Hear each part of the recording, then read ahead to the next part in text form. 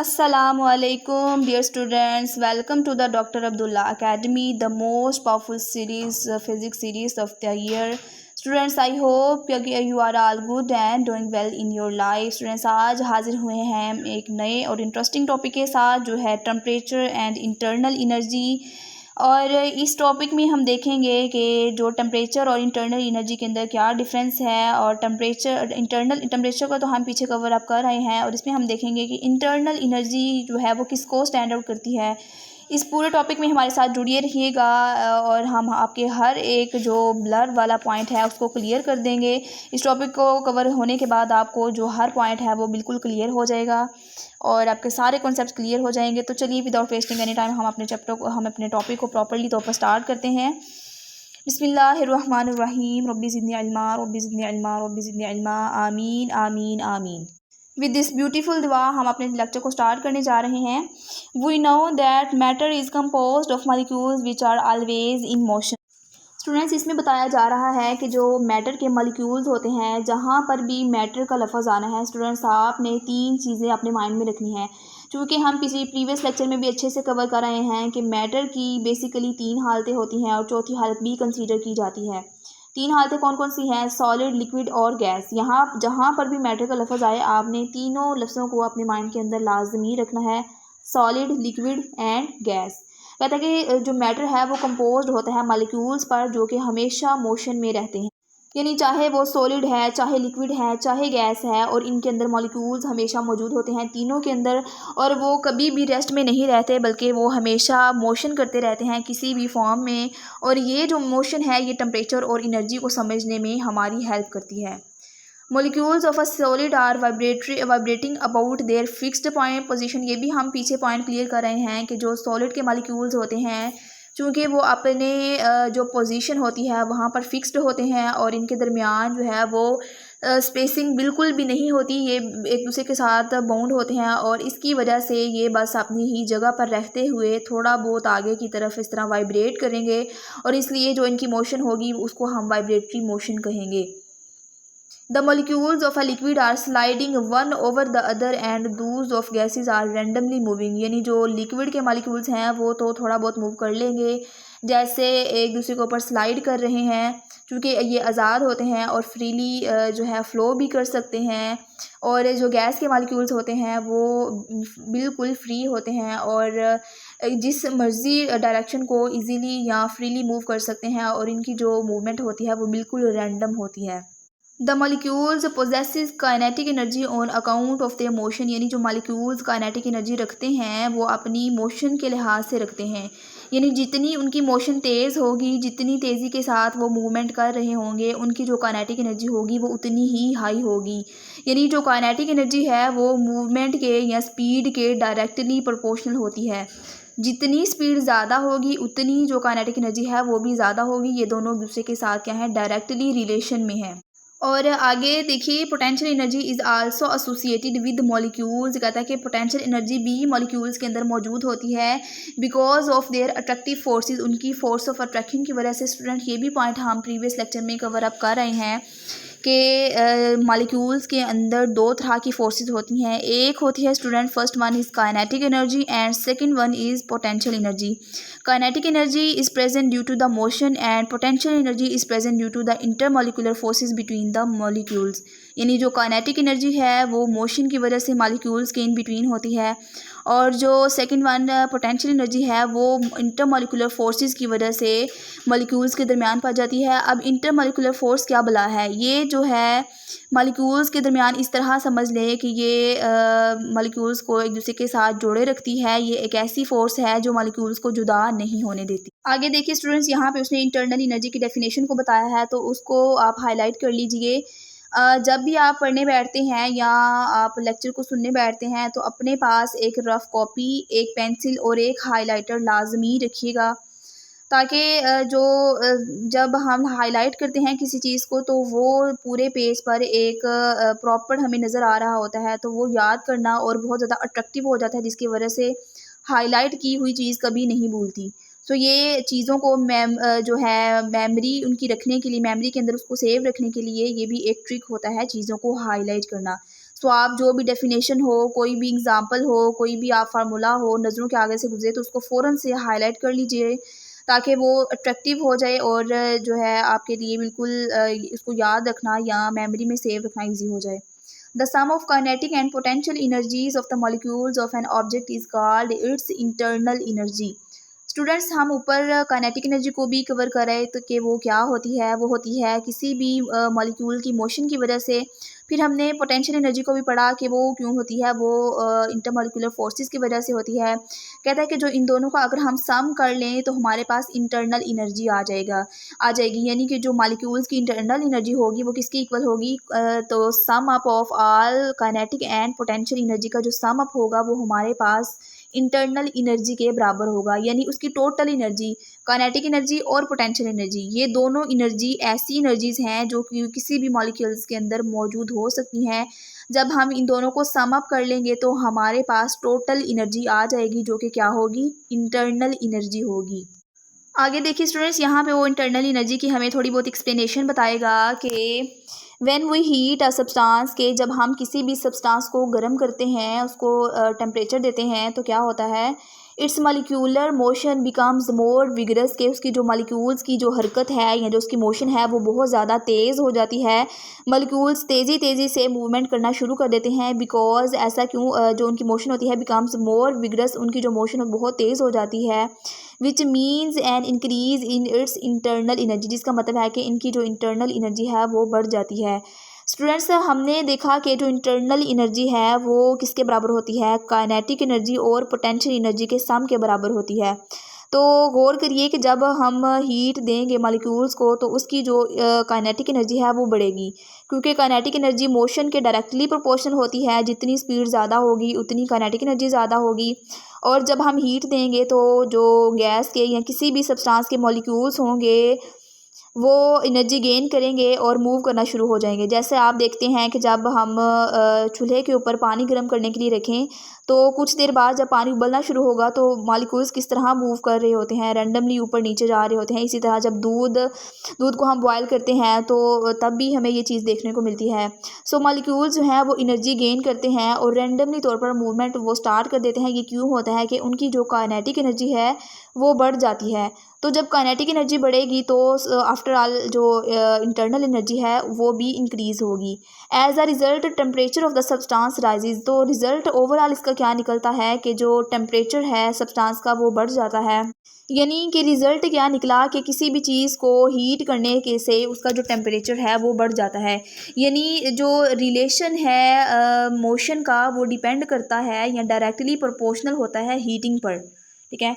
और heating directly proportional होती है टेम्परेचर पर। सो ये चीज़ आपने नहीं भूलनी कि टेम्परेचर का, काइनेटिक एनर्जी का और मोशन का कैसा रिलेशन है। आप इसमें इस पूरे चैप्टर में बेसिकली हम इन्हीं तीनों चीज़ों को रीड आउट करेंगे या यही कॉन्सेप्ट है ये पूरे चैप्टर के अंदर कि हीट देंगे तो काइनेटिक एनर्जी बढ़ेगी तो जो मॉलिक्यूल्स की मोशन है वो बढ़ेगी।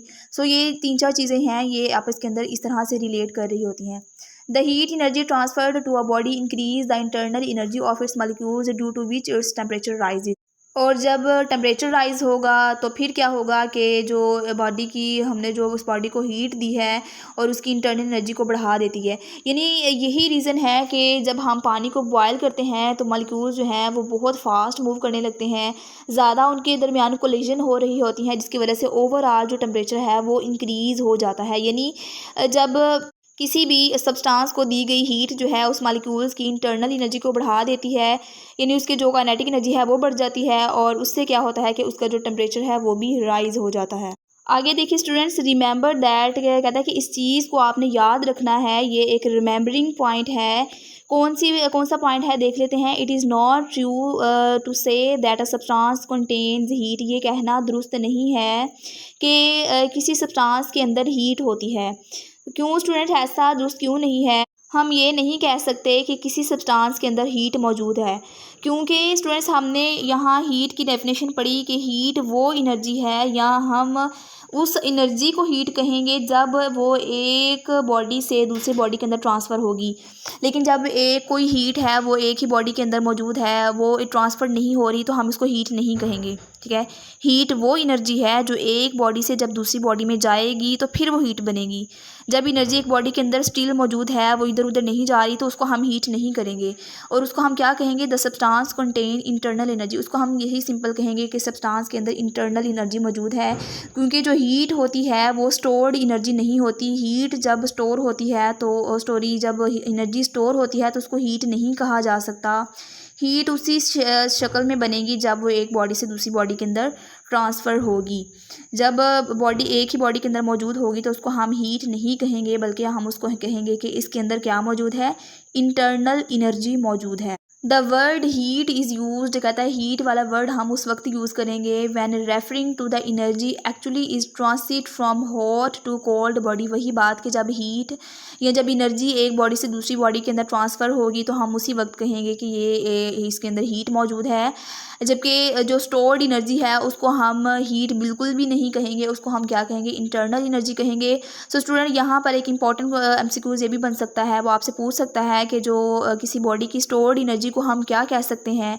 आपने बिल्कुल भी हीट पे टिक नहीं करना, क्योंकि लगता ऐसे ही है कि हीट इसका आंसर होता होगा, जबकि उसने प्रॉपर्ली तौर पर यहाँ पे हाईलाइट कर दिया कि वो हीट नहीं होगी, बल्कि उसको हम इंटरनल एनर्जी कहेंगे। तो स्टूडेंट, यहाँ तक हमारा ये वाला टॉपिक क्लियर हो गया इंटरनल एनर्जी वाला। अब नेक्स्ट टॉपिक की तरफ चलते हैं, जो कि है हमारा थर्मोमीटर्स के ऊपर। थर्मोमीटर को हमने पीछे पढ़ लिया कि थर्मोमीटर क्या होते हैं। ये एक ऐसे इंस्ट्रूमेंट्स होते हैं या ऐसी साइंटिफिक डिवाइसेस होती हैं जो टेम्परेचर को मेजर करने के लिए यूज़ की जाती हैं। तो चलिए इसको स्टार्ट करते हैं। बिस्मिल्लाहिर्रहमानिर्रहीम। Our sense of touch can tell us, कहता है कि जो हमारा टच करने की जो हमारी सेंस है वो हमें सिर्फ यही बता सकती है whether an object is cold, hot और कोल्ड, के कोई ऑब्जेक्ट कितना गर्म है या कितना ठंडा है।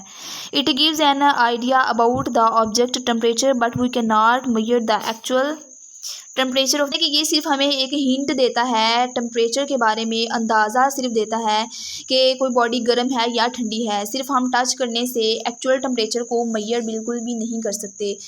मिसाल के तौर पर अगर स्टूडेंट्स हम पानी को हाथ लगाएं तो हमें सिर्फ ये पता चलेगा कि वो गर्म है या ठंडा है, लेकिन ये नहीं पता चलेगा कि इसका टेम्परेचर कितने सेंटीग्रेड है, या 40 सेंटीग्रेड इसका एग्जैक्ट टेम्परेचर है या 50 सेंटीग्रेड है। सो ये तो तब ही मालूम होगा जब हम कोई इंस्ट्रूमेंट या किसी डिवाइस को प्रॉपर्ली तौर पर यूज़ करेंगे। आगे देखिए, for the exact measurement of the hotness of the subject, किसी भी बॉडी की जो हॉटनेस है उसको प्रॉपर तौर पर उसकी मेजरमेंट लेने के लिए वी रिक्वायर, हमें ज़रूरत होती है एन इंस्ट्रूमेंट, किसी भी एक आले की, कॉल्ड आ थर्मोमीटर, जिसको थर्मोमीटर कहते हैं। यानी मालूम हुआ कि जो थर्मोमीटर है वो एक साइंटिफिक टूल है जो हमें बिल्कुल एग्जैक्टली जो एक्यूरेट रीडिंग दे रहा होता है, जो कि हम सिर्फ टच करने से उसको मेजर नहीं कर सकते थे, वो हमें रीडिंग दे रहा होता है और वो बिल्कुल एक रिलायबल रीडिंग होती है और हम उस पर एतबार कर सकते हैं। आगे देखिए, thermometers use sum property of a substance, के जो थर्मोमीटर होते हैं किसी सब्सटेंस की ऐसी प्रॉपर्टी होती है, किसी सब्सटेंस की जो है ऐसी खासियत होती है which changes appreciably with the change of temperature. यानी जो थर्मोमीटर है वो ऐसी सब्सटेंस की ऐसी प्रॉपर्टी है जो टेम्परेचर के साथ साथ वाज़िया तौर पर चेंज हो रहा होता है। यानी जो टेम्परेचर के अंदर स्टूडेंट्स मरकरी होता है या अल्कोहल होता है, वो क्या करता है, उसका जो वॉल्यूम होता है वो हीटिंग सेंसिटिव होता है। जितनी वो हीट को फील करेगा उसी हिसाब से जो उसका एक्सपेंशन है वो बढ़ता जाएगा। थर्मोमीटर में जो टेम्परेचर के लिए मरकरी या अल्कोहल को यूज़ किया जाता है, क्योंकि वो हीटिंग सेंसिटिव होते हैं और जैसे ही वो हीट को उनके साथ टच किया जाता है तो वो राइज़ होना शुरू हो जाते हैं और उनकी रीडिंग लेके हम जो है इसको टेम्परेचर को मेजर कर सकते हैं। अब स्टूडेंट्स, यहाँ तक तो हमने थर्मोमीटर का थोड़ा बहुत इंट्रोडक्शन ले लिया। अब कहता है कि थर्मोमीटर जो होते हैं उनकी कुछ बेसिक प्रॉपर्टीज़ होती हैं, हम इनको देख लेते हैं। Some basic thermometer properties for a material suitable to construct a thermometer are the following. इसमें कहा जा रहा है स्टूडेंट, कोई भी ऐसा मटेरियल है जो थर्मोमीटर बनाने के लिए सूटेबल है, उस मटेरियल के अंदर ये वाली खासियत है या ये वाली जो करैक्टरिस्टिक हैं वो मौजूद होनी चाहिए। वो कौन सी हैं हम देख लेते हैं। यानी इससे पता चला कि हर लिक्विड या हर मटेरियल जो है वो थर्मोमीटर में यूज़ नहीं किया जा सकता। सिर्फ वही सब्सटेंसेस सूटेबल होंगे जिनके अंदर ये प्रॉपर्टीज़ पाई जाएंगी। तो आइए बारी बारी हम इनको देख लेते हैं। फर्स्ट वाला देखिए, it is a good conductor of heat. यानी ये हीट का अच्छा कंडक्टर होना चाहिए। कंडक्टर स्टूडेंट उस चीज़ को कहते हैं जिसके अंदर से हीट गुजर सके या हीट जो है उसके अंदर से ट्रांसफ़र हो सके। ज़ाहिर सी बात है कि जब हीट ट्रांसफ़र होगी तभी पता चलेगा कि कोई भी चीज़ कितनी गर्म है या उसका कितना टेम्परेचर है।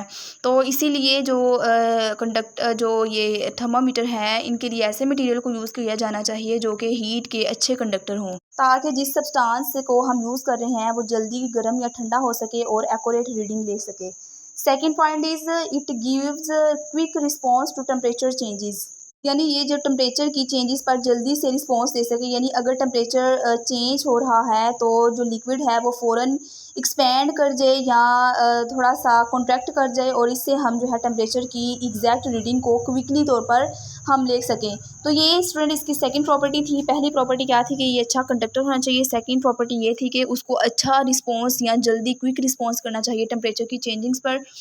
और third one is it has uniform thermal expansion, यानी जो इसकी एक्सपेंशन है थर्मल एक्सपेंशन वो यूनिफॉर्म होना चाहिए।